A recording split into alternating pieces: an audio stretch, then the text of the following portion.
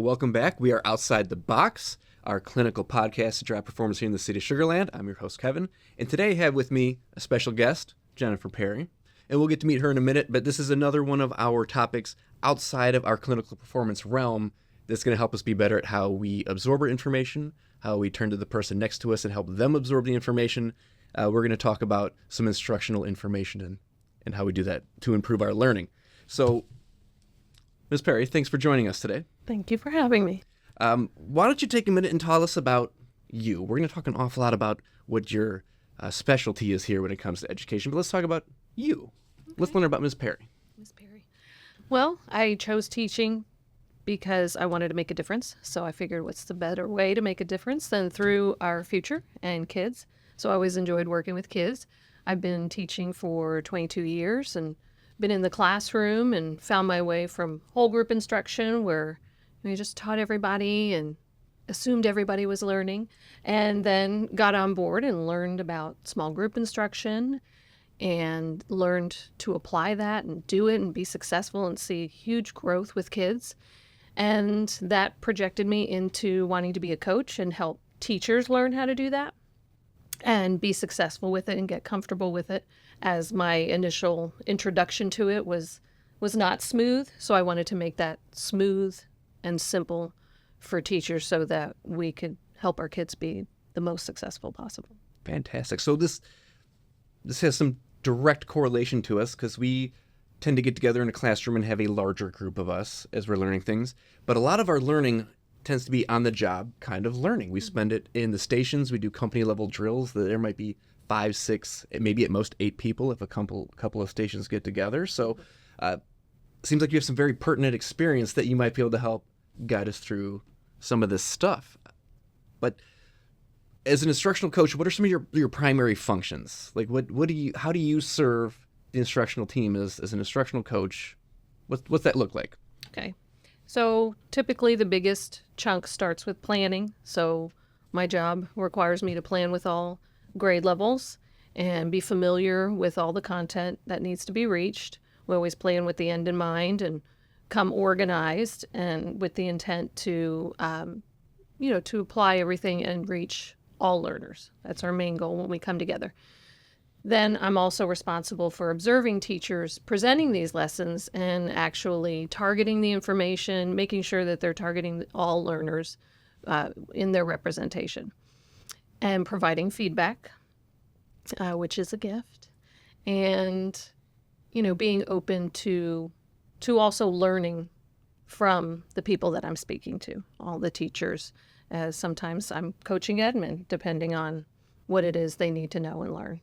Okay, so you have a support role. That you're not the one delivering content, but also it sounds like the teachers that are delivering the content, they're doing the bulk of this planning, this coordinating. You're there as a resource to them, but I think it's worth emphasizing that they're not on their own, that they have a bulk of this work, but here you are, that they hit some roadblocks, they hit some barriers, and they have a resource available to turn and say, Ms. Perry, this student isn't responding the way I hoped, or this lesson was packaged this way and it sounded fabulous until I put it in front of my kindergarten class.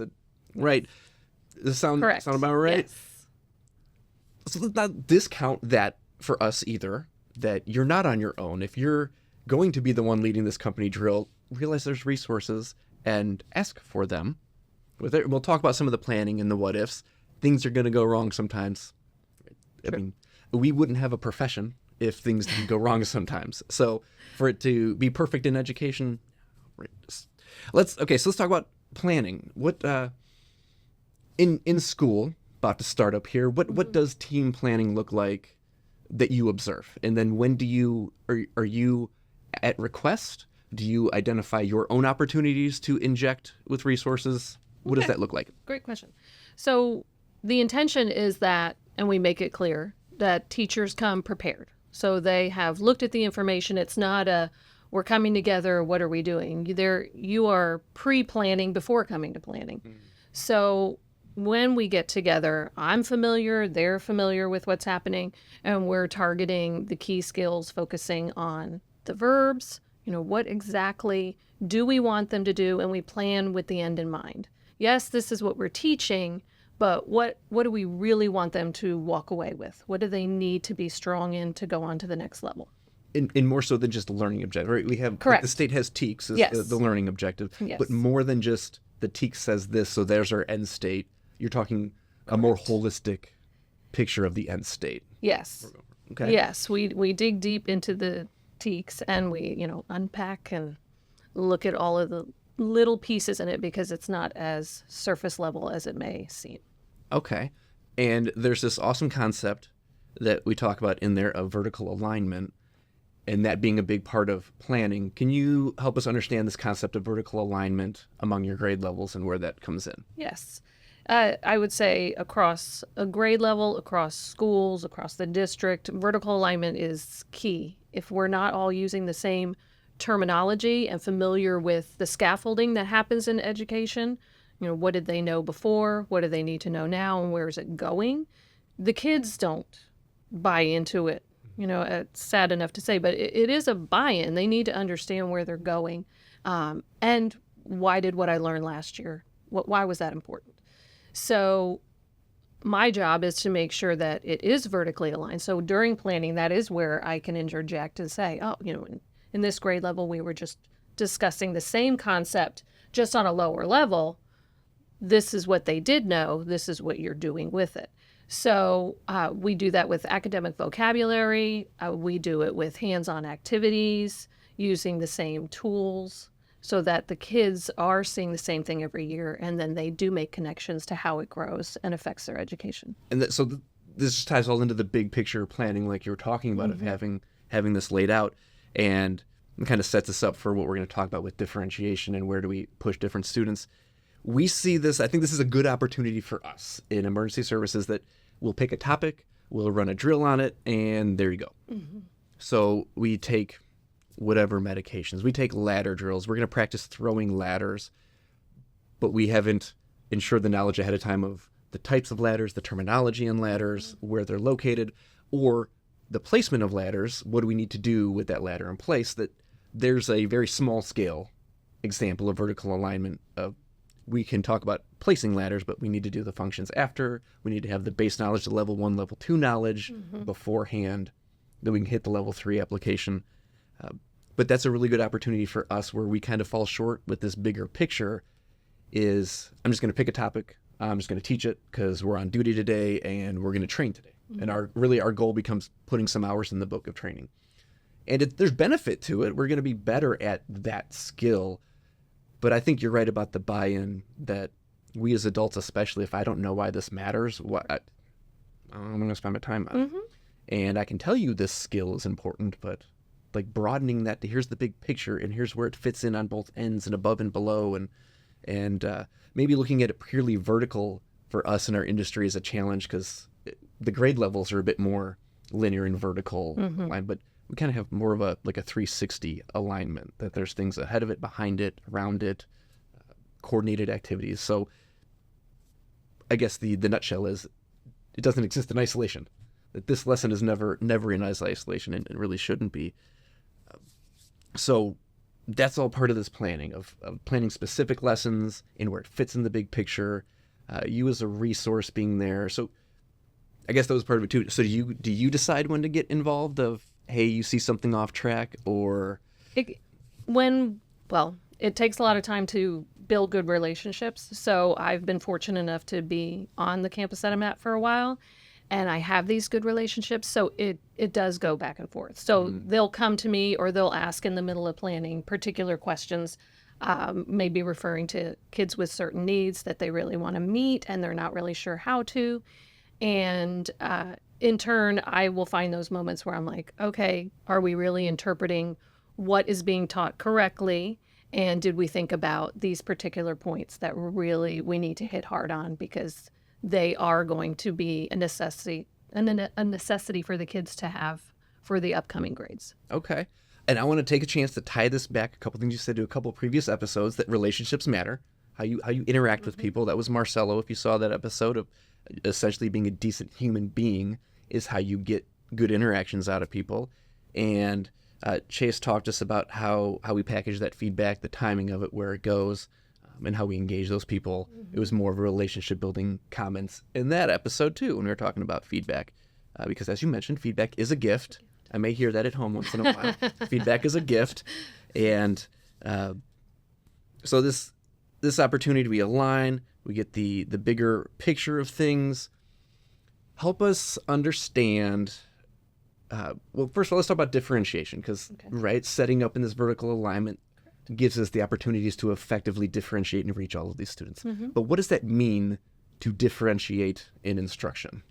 So I would say simply to differentiate instruction is to adjust your teaching to meet the needs of various learners. And in education, that can be gifted and talented, special ed, ESL, just to name a few. I mean, we could go on with that, but And adjusting to meet their needs. And even in the classroom, we have students that learn faster than others. Correct. And, right. Okay. So realizing that students are individuals and the one size fits all isn't necessarily a good application, not even necessarily, not a good application.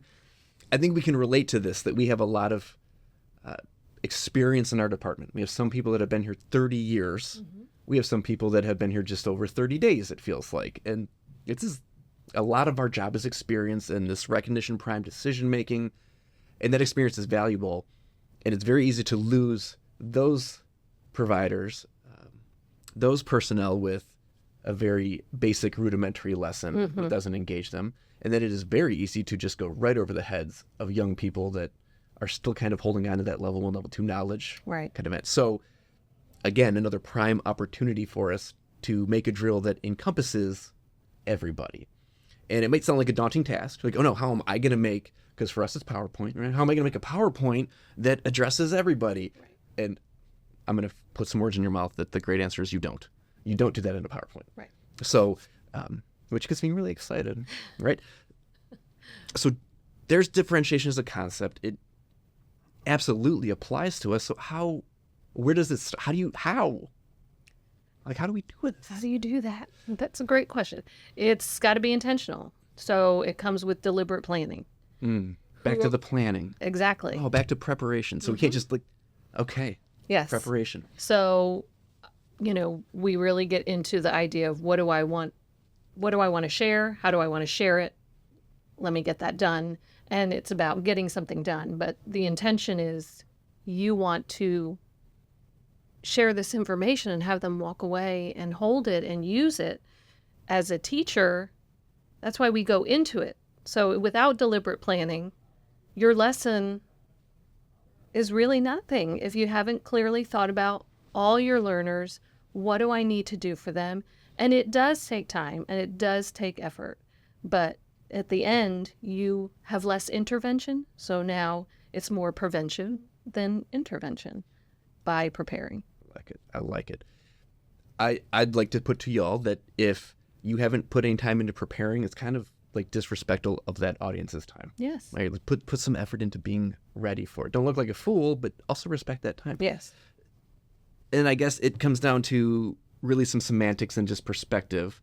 But the way I understand what you're saying is we have this bigger picture, we have this endpoint in mind, and it's more about effectively reaching this endpoint than the process in between. That I can go in with the objective may be I'm going to get through my 20 slides of PowerPoint.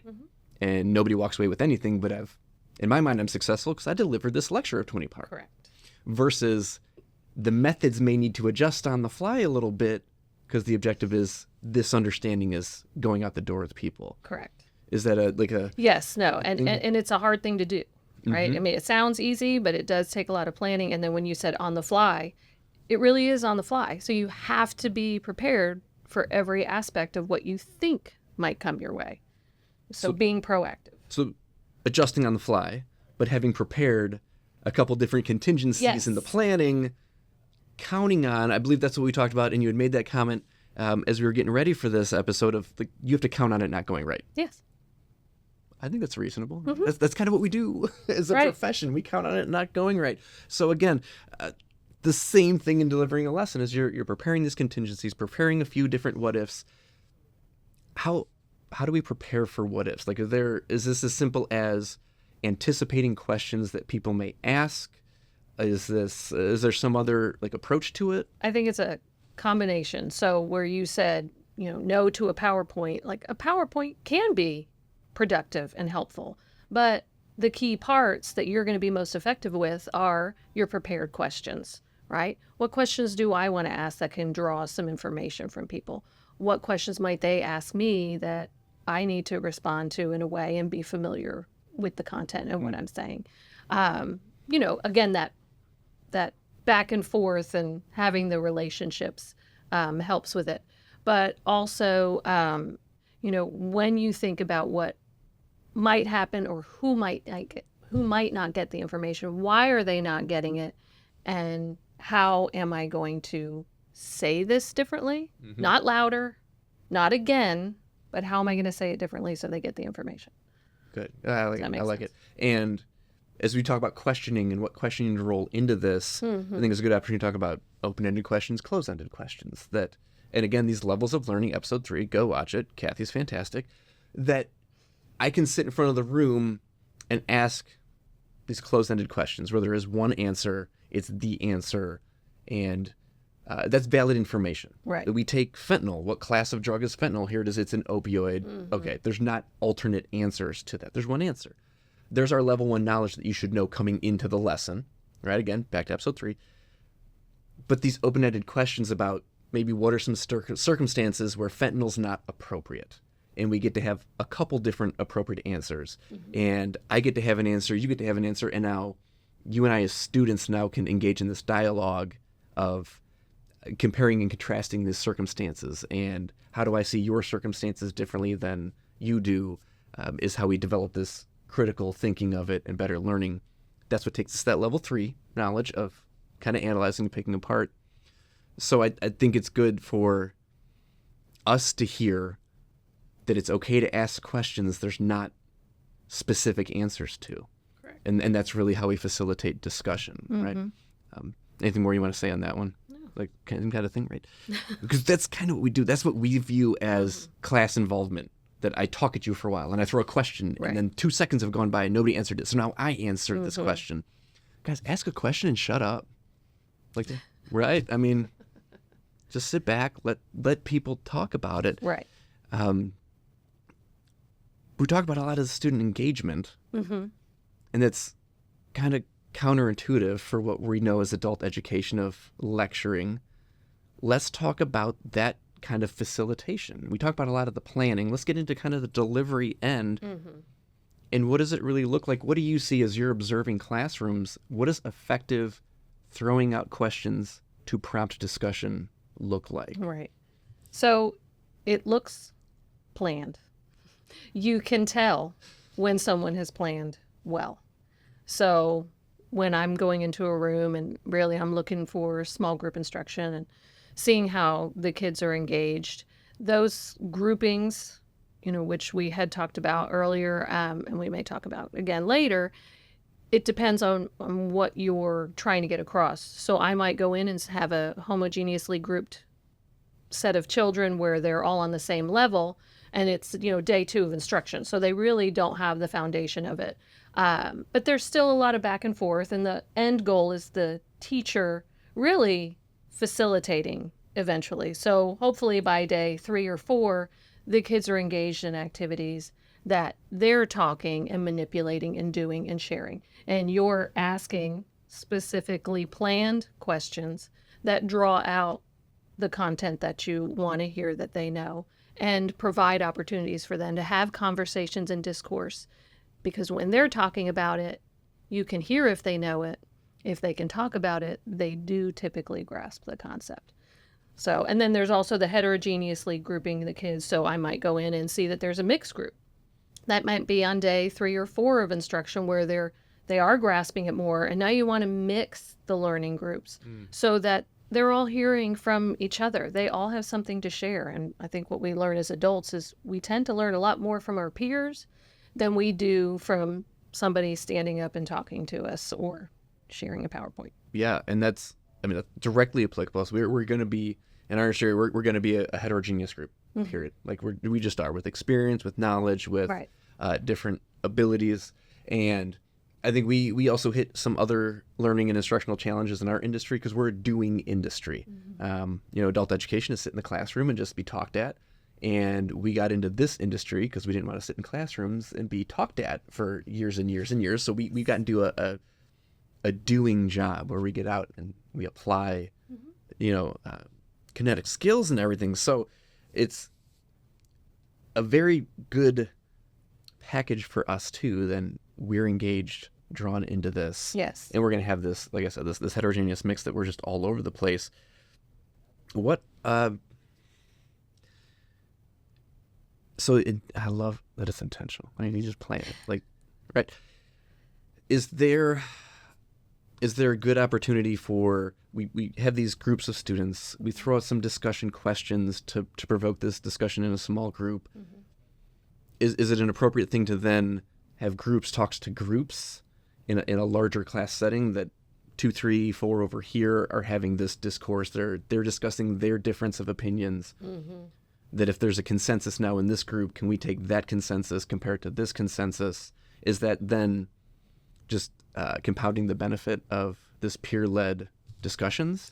So I would say if you're talking about a large group of people that you have split into different learning groups rather than in our situation, yes, we're working with a small group and the other kids are in groups. They're doing something very different than what I as an instructor am doing with my kids. But in the scenario you're talking about, yes, because their conversations are very different. So one group is taking the information as they perceive it and sharing within their own. So splitting them up again or having them present and offer out questions, was yours similar to mine? Having that mix and mingle because, it just makes sense. You're tied to that one group. You're tied to that one bit of knowledge. The more that you get to bounce around, the more you're going to grab from everybody else and build it. Okay. And I think there's a good way for us to tie this into some of our skills practice. Like we're talking a lot about the classroom stuff, and I'm going to ask your opinion on this one, that we go perform an evolution, whatever it may be. Fire evolution, we've been doing cardiac arrest management recently. We perform this evolution, we apply our knowledge, our skills, and then we debrief it afterwards. We go back and kind of review. And classically, it will be me as the facilitator telling you what I want you to do differently next time. Right? That's kind of where we get. What kind of benefit do you see from your perspective of it being, it's always like, what do you guys think? And it was good enough. It's fine. We're fine. And then there's no good improvement. And then it comes to me and we just here's do these things better. I love asking what you liked about it or what you didn't like about it. Right. What kind of thoughts do you have on that kind of debriefing, and how do we make it more like this student-led discussion, peer-led discussion with some discourse? How do we take these concepts out of the classroom and kind of put it in that post-evolution debriefing to enhance learning? So I think I need to more clearly, are you looking at feedback that you're wanting to get from your presentation or to understand what they've learned as they walk away? For this one, I want, this is performance feedback to these learners. Okay. Yes. Their performance? Their performance.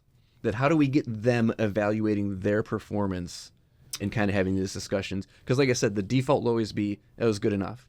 Like nothing went catastrophically wrong, so it's fine. Right. But we can always be better. So, what are some of these good, are there some general open-ended questions like that we can throw out that get people's wheels turning a little bit? I think, yes, you could do open-ended questions and get some more feedback. But I think the best takeaway for people to see what they know or what they like is to give them the opportunity to assess the situation, not like a, did you like it? Can you do this? What went wrong? But more a series of targeted questions that they get to rate themselves on. Because then are they there? Are they almost there? And they're letting you know where they think they're at. So then you have an idea of where to go after that situation. Does that make sense? Because if the majority of them are like, I have no idea what you were talking about all day, well, we need to revamp this entire presentation. Yeah, so there's where we transform from somebody saying things to you Right. and expecting you to absorb it to you coming to some conclusions on your own, you Yes. having some realizations. You're self-reflecting. And I mean, you always listen to yourself, right? Like our inner voice is like, you're great, you're fabulous. And Right. getting to do that, I think that's a good opportunity for us to evaluate. Something I like throwing at crews is just is there something you would do differently if you did this evolution again, or if you were running this evolution, would you do something differently? Do you see value in that kind of question? I do, because it does make them have to reflect on what they did and really think about it. But it also provides the answer of, yes, I think I did great. I'm not going to do anything, right? So you want it to be a question that, yes, is going to make them think about what they did, but makes them give you an answer. So to just say, hey, how would you do this differently? Or instead of would you do this differently, hey, next time something goes wrong, you tell me what it is and what would you do differently, right? So now you're throwing a different scenario at them, right? We just did it this way, but what if this happens? So really making the question be something that has them apply what they're going to do or how they would change it, rather than would you. Okay, so How would you? so we get to kind of throw some more what ifs and expand that creativity. Yes. Okay. I think they're all valuable things. This is all stuff that we can do better. I mean, these are all things that we do, and these are good enhancements on how we take more information from it. Okay, let me get her, because I'm having a lot of fun. Really good discussion, and I want to make sure I don't get too far off track, because that's what I do. Let's talk about this facilitation end in delivering it, because I want to make sure this is a very clear thing, right? That yes, you have a big responsibility as the educator, as the instructor, as this person delivering, or the person carrying this responsibility for knowledge transfer, whatever we choose to call it. So big responsibility, yes, but you've made a lot of comments about the students, the learners, doing a lot of things. So sounds like a lot of the work is in the planning and the prep, and then actual execution is, here you go, students. Here's things that you're doing. Yes. And that's the value of collaborative learning. Like that's where this learning comes from in these students. You had mentioned some of these, we would talk about like heterogeneous and homogeneous groups with ability levels. And I kind of want to circle back to that a little bit, because there's some changing practices that you and I had discussed, that it classically had been your high-performing students, here you go in a pod. Right. Your mid-range students, here you are in a pod. What was classically the thinking of that benefit? Like what benefit was that, classically speaking? What do we see that as? If you're working with homogeneous groups, then typically they have similar pieces that are missing or similar strengths that you can build on. So the planning for that tends to be a little easier than your heterogeneously grouped students or learners. So I think you, as a teacher, feel more successful because you can just hone in on that one area. It takes a lot more brain power to do heterogeneously groups because the questioning is going to be so varied. You've got a variety of learning styles and abilities. So your pre-planning and your questioning is more intense, and you have more opportunity for a variety of misunderstandings. Okay. If that makes sense. But is there still some value in homogeneous groups? Oh, yes. That's the yeah, opportunity I think for a win. for sure, because initially in education, we're teaching something I mentioned earlier, like we're teaching whole group the first day. The second day, we're moving into groups that typically should be, in my opinion, homogeneously grouped, because you're really just learning what do they know right now, right? So to look at them as leveled learners at that time then can help you develop the heterogeneous groups for the next 2 days. Okay. And plan them wisely based on what these kids have learned from the initial lesson. Yeah, and then these homogeneous groups, realistically, they're not doing the same thing. Like Correct. we put people in groups, and there's going to be subsets of the overall lesson, which then ties back to our vertical alignment and planning piece, that your group that's ahead and they get it Correct. and they don't need to revisit the topics again. We need to know where to push them so they're engaged and challenged. The vertical Yes. alignment helps. And then there are ones that need a little bit more time and attention. We need to know what their baseline needs to be. So we need to be aligned of what they should be coming in at. And if they're not, how do we remedy that? So I think that's an important piece, that Yes. you're not differentiating out learning abilities just to give them all the same lesson in a small group. That Correct. Each one is different. this Yes. is gonna be different stuff. And I like how you kind of laid this out over a couple of days. And typically our stuff isn't over a couple of days, Right. but we have company assignments. So lieutenants, you have your personnel for an extended period of time. Don't plan on one drill one day of the tour, that maybe this is a couple of tours in the making that we spend and come back to these topics, so that we realize what people learn in these homogeneous groups, and then we can start splitting them and mixing these abilities. So we start out with, hey, our 15, 20 plus year guys are going to be over here. Mm-hmm. Our under 5-year group's going to be over here, kind of learning from each other, sorting this out.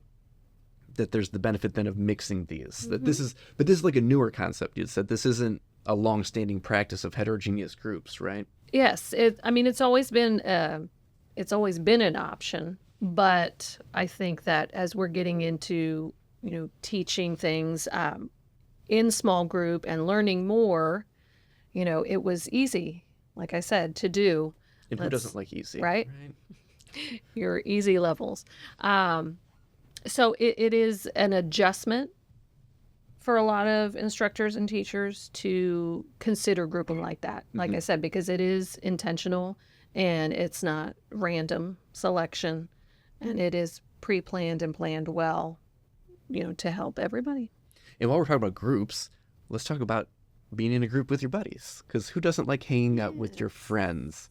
Yeah. What are some thoughts you want to share about some drawbacks of student-selected groups and going who you're comfortable with and who Excellent. you know? Yes, I love that, because even with teacher education and us going for our own professional development, we are guilty of going along and not having to mix and mingle with other people, which is interesting because our whole job is doing that.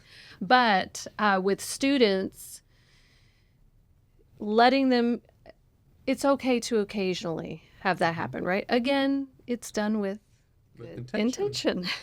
So if you are planning that they're going to pick their partners, you have planned it. It's not just on a whim. So that they do have that ability and that comfort level of, I am with my friends. But then that can get debilitating because they only are surrounded by those particular thoughts, and you want to broaden their horizons and allow them to hear what other people have to say. So it can be good, just like we talked about homogeneous and heterogeneous, but it should be intentionally planned. And looking at what your end goal is, you do want to get all kids to intermingle and hear from each other. And that's just in life in general. You start teaching them now to do that, they're more likely to do it as they get older and be more comfortable with it and feel knowledgeable no matter what. And there's really nothing wrong with being a little uncomfortable. No, Right? Like that's kind of our profession. very Let's uncomfortable get right now. let's get comfortable being uncomfortable. That's Yes. where amazing things happen outside the comfort zone. So I like you reiterating that. That's intentional if it's picking your own groups. It might be a challenge for us if we're doing company drills and there's 5 people. It's going to be a 5-person drill. I mean, it's not going to be small groups Right. at that point. We are the small group. So we may not always get to pick that, but look for those kind of opportunities to intermingle, mix that up. You'll see that with some of the cardiac arrest drills that we've been running lately, is you're going to run with crews that you don't typically run with because we want to enhance that discomfort factor and negotiate that. Let's navigate discomfort. No big deal. So the more time we spend in discomfort, the bigger our comfort zone gets, and we just become more and more capable. So heterogeneous groups, we mix it up. What kind of activities does it look like in a heterogeneous group that you have students really getting it and those that are kind of starting to get frustrated because this is like the 3rd or 4th time they've heard this and something's not sticking and why don't I understand? Or in our context, we have somebody with 15 years of experience that I've screwed it up enough times that it has sunk in this way, and we have somebody new that's knows it from the book but hasn't even seen it applied yet. How do you see that with students that we could then generalize it to experience levels of activities? What does that look like? So I would say, just like with adults, your team knows who is higher level within rank and whatnot. Students are very keen to that as well. So when they come together in a heterogeneous group and they're sharing, if the activities are planned well, it's not about that person knows more than me. It's about we have an end goal and we're all working to achieve it. So everybody's listening to each other. So your intention as the presenter is, this is what I had in mind. They're not aware of that in the moment of it when I'm thinking about children in that type of learning environment. Do we see the same kind of activities? Is this still some facilitated discussion among the group to draw out the benefit of these different experience levels, or do heterogeneous and homogeneous groups have totally different small group activities? So they can be similar, but typically if you're wanting to draw out in a heterogeneous group, which in my opinion the intention is to have discourse amongst each other and learn from each other, that the activities would be different. Whereas homogeneous groups, let's say on our day 2, are more content specific, and on let's day 3 or 4 with heterogeneous groups, it's combining multiple skills. So that they're having to draw from a variety of background knowledge, and that way it provides all levels the opportunity to share, because just because you're good in one area doesn't mean you're going to be great in another. Which is a fantastic point to make, that we are very much so a team sport here. Yeah. And no one person can be the best at every little thing there is, that we have to have those things together. I think that's a good point to make. And I want to take the concept of discourse and kind of demystify it for us. Okay. That, I guess, like in a nutshell, you have differing opinions, and this is good stuff to discuss. And that might be an unnerving concept for us. We're very structured and regimented, and here we go. Right. That this is not some type of debate in a disrespectful way. This is not... Right. That there are very respectful, appropriate, and courteous ways to have discourse. And am I understanding it correctly to think that simply with, here's a concept, and somebody saying, yeah, but what about where this plays in, that's discourse? Yes. That absolutely has a place for us. Yes. That, like I said, we're very structured. That ranking officer said, here's how it goes. And in application on the fireground, in the clinical operating space, yes, maybe there's not the best time for discourse. Patient safety is a great time for discourse of, hey, have we considered these things? But as we're talking about the learning environment, is it really as simple as that of, guys, here's a concept. Right. And somebody chimes in with, I understand this concept, this makes sense. What if this was part of the circumstance? Right. Is it as simple as that? It is as simple as that. It can be. And that goes, again, intentional planning. So teaching discourse and providing... I appreciate a good sentence stem when I'm at a training. So providing the stems that allow for healthy discourse. Give us an example of a sentence stem for those of us that are just like, I give medicines a start IVs. What the heck's a sentence So one stem? would be, I agree with so-and-so because, and then you back it up with your knowledge. Okay. Or I disagree. It can be, I hear what you're saying. I saw it this way. So just a jumping off point is all it is. Okay. And there's your intentional planned discourse. Yes. Guys, it's not a problem to disagree. Hopefully I've shown you that when you come in, we have discussions. I don't mind respectful disagreement. This kind of discourse is appropriate. It still does fit in your chain of command to have different perspectives. And there is the appropriate way to say, hey, Lieutenant, hey, Captain, hey, Chief, here's a circumstance that I want to discuss. What about this part of it? How do we apply what you just gave us to this kind of thing? I'm not connecting the dots. Let's discuss how to connect the dots. I'm telling you that is appropriate. Now, don't come in and be a jerk You're like, you didn't teach us this. That's not gonna fly. Okay, respect and appropriate behavior still exist. Same kind of thing with the classroom. That Yes. I can't imagine that we have a group and some student fires off, some fourth grader fires off of, listen up, jerk, your idea's stupid. That's not gonna fly. Teacher's Right. gonna intervene on that, right? About the relationships, appropriate interactions, but having different opinions. Yes. Again, back to this level 3 knowledge, this multiple appropriate answers to a question, to a situation, to a challenge. We're creating solutions that will be supported by, we call it evidence, but here's the knowledge and the content that supports that decision of being able to provide evidence. That's what we need to do, and that comes from discourse. And that's how we enhance learning as peers, is intentionally structuring discourse into the lesson. Yes. So you're telling me that when we plan training, we should plan for an opportunity where these people turn and look at each other and throw some, yeah, but what about this? And what do you think of that at each other? Exactly. Yes. Okay, so that's a little different than standing in front of the room and just talking away for hours and right? Yes. So I love it. So this facility, so step back. So the planning is difficult in very, I don't want to say laborious, but that's where the bulk of the work goes in, being intentional in planning. Yes. And the execution is kind of, how do we shift the work to students? How do we put it out? I don't want to say it's easy, because a good, well-planned lesson probably looks easy Right. to facilitate. I'm sure that instructors on eggshells the whole time watching for these things, right?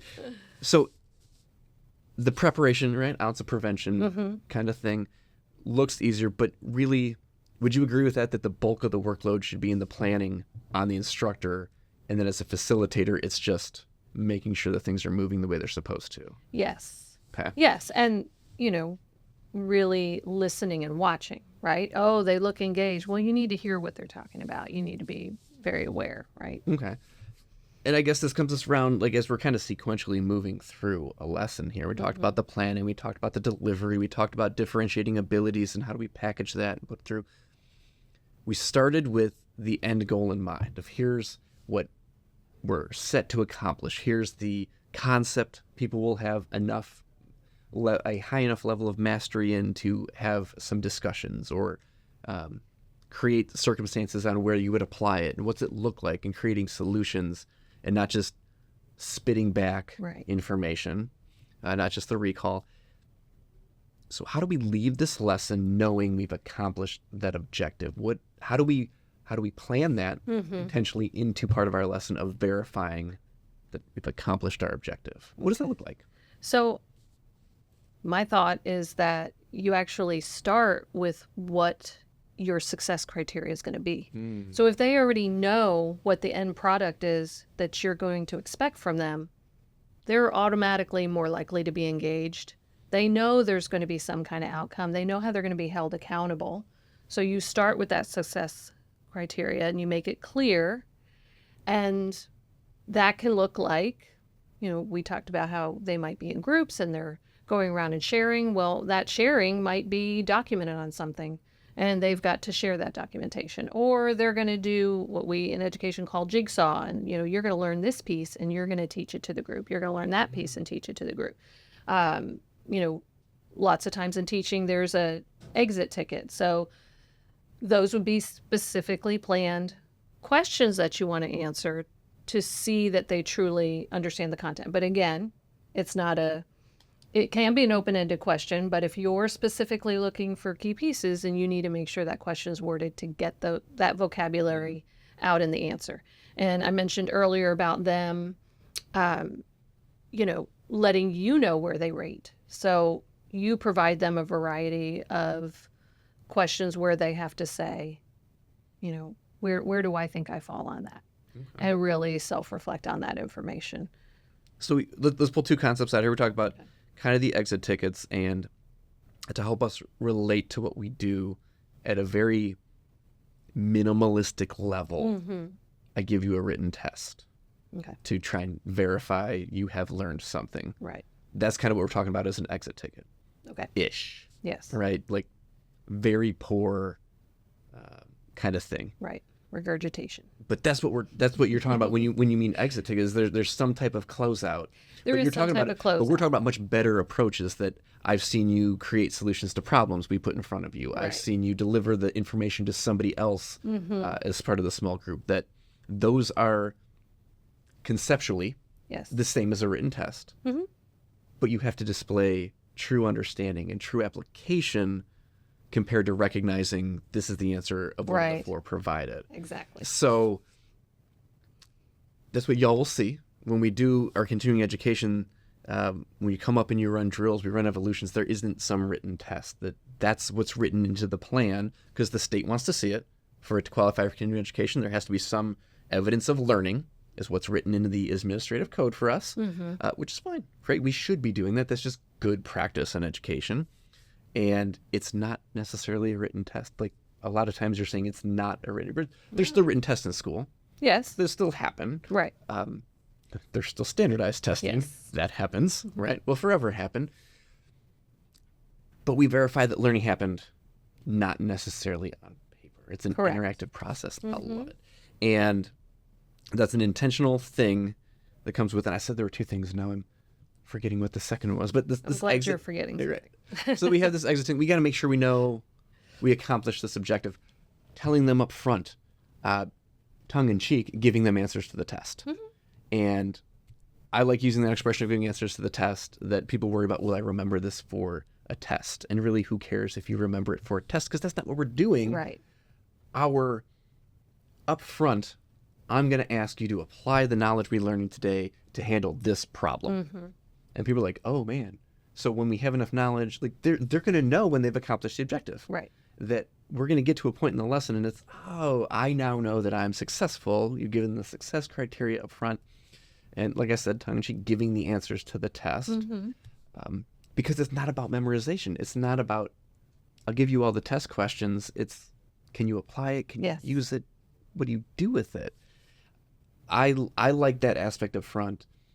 Sometimes I like comparing education to sales. That you're trying to get somebody to buy your product, right? And I think that's one of our great ways in adult education that, hey, Ms. Perry, here's why this matters. Here's why you should spend time paying attention to this. Here's why you should be engaged in these activities today. That, like, what a benefit. And you're saying that part of the intentional planning, like that's it, that we identify these as a group. The grade levels do this. They turn to you and say, Ms. Perry, hey, we're kind of at a stumbling spot here. And you're like, great, here's these resources, here's these ideas, here's these concepts. That we're shortchanging our learners to not tell them that. Hey, guys, here's the plan. Here's the end point. Here's the objective. Yes. If they don't know the purpose. Right. I like it. I would like to learn like that. What's the point of me being here today? Here it is. And I think we try to do this as adult learners. It's one of the earlier slides in the PowerPoint of here's our learning objectives. And sometimes it's kind of cut and paste from a textbook of the learning objectives. I'd encourage us to do, like, step back from it, be a little bit more broad. Like, what does this learning objective look like applied to circumstances? Right. And that be our goal. Is that what it kind of looks like in these team plannings? Is you take the TEKS, you take the state learning objectives, performance objectives, but it is a bigger package of what we're accomplishing. Yes. There's a lot of back and forth discussion and, you want them to leave feeling successful and ready to target those kids and make them learn. And to tie back to some other episodes that we've heard about with students understanding what they're learning, in your experience, has there ever been an administrator that comes in the classroom and asks students, or you go into the classroom and ask students, what are you learning? And is it a reasonable expectation for them to say, oh, Ms. Perry, we're working on this today? Is that what they should be able to do? Yes, that is exactly what they should be able to do. So that's a good evaluation of how this lesson's being delivered. This is a good direct evaluation of the instructor at that point. Yes. For the student, not necessarily giving you the answers, but we're working on this concept. Exactly. I don't know how to do it yet, but this is what we're accomplishing today. Right. Okay. Yes. And that goes back to Chase Camel. I can't remember what number episode where that one is, but Chase talked about coaching and feedback, and his kind of thing was, if your students can't preach it, you didn't teach it. Exactly. So I think that ties right into what you were saying about here's your success criteria up front, that at any given moment, a student should be able to say, here's our endpoint of this. Right. Here's the purpose of this. Mm-hmm. And then when we get to the end, you can explain how to apply it, but that's Yes. successful instruction. That's a successfully started lesson that students know what we're learning today, Yes. right? And you do that. That's what you go into the classroom I and do. I go in and So wait, you go in and sit next to a 5-year-old. You go sit next to a kindergartner, and they should be able to say, we're working on something. yes, they should be able to tell me what they're working on. I'm not concerned on the outcome, depending on, like you said, like, are we looking to master it today, or do they just know what are they learning right now So if and this, why? so this is a reasonable expectation of such young children to be that invested in owning in their own learning. I feel like we could readily apply this to us as adult learners. Like Definitely. we have some more developed cognitive capacity that we can really appreciate it more and see what it is. So take that with you. If you are running a drill and the people in front of you listening to you don't know what you're accomplishing with that drill, you've missed a real opportunity to draw them in and enhance that learning. Yes. Would you agree with that I statement? definitely agree Right. with that. What an opportunity. I guess that's the other thing is these are opportunities to get better at what we do. Yes. We as an industry, like I was telling you, we don't prepare our people to teach. Yes. We get really good at our job and then say, hey, go teach somebody, but I don't know any of this stuff. Mm-hmm. And then I feel like a failure because I haven't been taught how to instruct or how to teach or how to convey knowledge to somebody Right. else. So here we are again with this chunk of the podcast that we're talking about instructional strategies and techniques and how do we get better at it because we just haven't. So great. So let's kind of recap on this stuff that we talked about. Planning is intentional. It's got to be planned. Like shooting from the hip can't really count on that. If we're successful shooting from the hip, that is luck. That might be the Lord's work. You don't get to take credit for that one, right? Intentionally planned work Right. is what sets us up for success. Differentiating these different abilities is what gives us the ability to engage all of our learners, and the one-size-fits-all package just No. Telling doesn't. isn't teaching, right? It targets one particular. telling is not teaching. Then we give these small groups things to do. And another concept, again, that we've heard in a previous episode is the person talking is the person learning. So get the students talking, or even in our case, the person doing is the person learning, is the same kind of concept. Because you're facilitating. Step back, right? Plan it, package it, set the package out, and let the students unpack this lesson, right? What else, right? Students, collaborative work, and then verify we learned. That if we don't verify we learn, I think it goes back to how I talked about our objective is to get through a PowerPoint. But if we set an objective, we articulate that up front, and then we verify we've accomplished the objective, we've done the learning. We verify the learning's happened instead of just I've made it through a PowerPoint, right? Make that objective the learning, right? Right. And if your students can't preach it, you didn't teach it.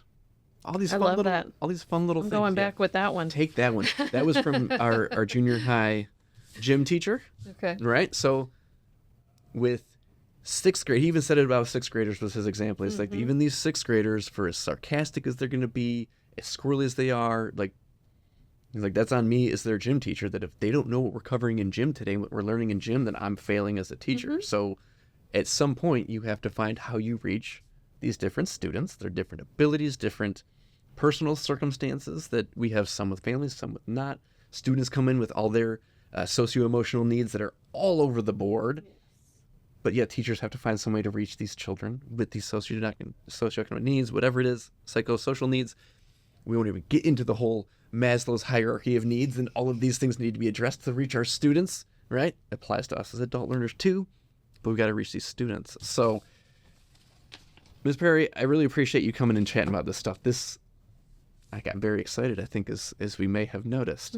Are there any closing comments, any final thoughts that you wanted to bring in that you didn't get a chance to fit in here? Anything else you want to close out with today? I think it's just when you look at whatever you're doing to your ticket out or whatever it is, to see what knowledge that they have, that it is something that you facilitate and you yourself take and reflect as as an instructor. I know as the learners they need to reflect, but we too, as instructors, need to walk away and make sure, we really do understand if they've learned the content or not. I like it. And I'm going to close asking you to validate me on one thing. That I can do all the greatest planning and I can have the best intentions of it and I can go to deliver this lesson and it can go completely south in a heartbeat and just fall apart and be nothing like I hoped. That you're going to screw it up sometimes. Like sometimes it is going to go wrong. Yes. And that's okay.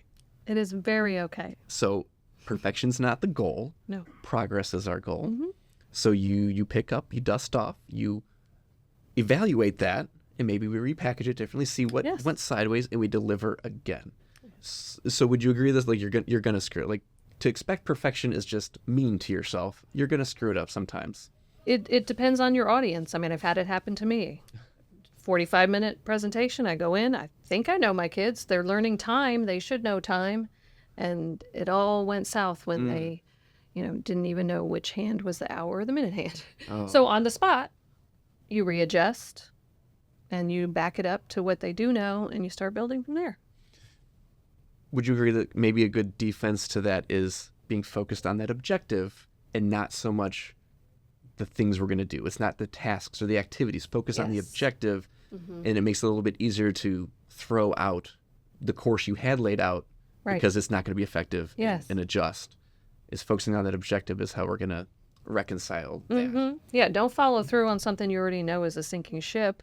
You need to go ahead and adjust in the moment because you're going to have to go back and redo it anyway. So if you're just trying to complete something because you put it on a sheet of paper and you need to accomplish this task, who are you benefiting there? You're yourself. You did what you said you were going to do, but your audience is walking away with nothing. I like it. I like it from that. Well, again, Ms. Perry, I really appreciate your time to come spend with us today, spending the afternoon with us talking about this stuff. And maybe we'll even get to chat again. Awesome. These days. Thank you. All right, guys. Thanks for listening in, and we'll catch you for the next one.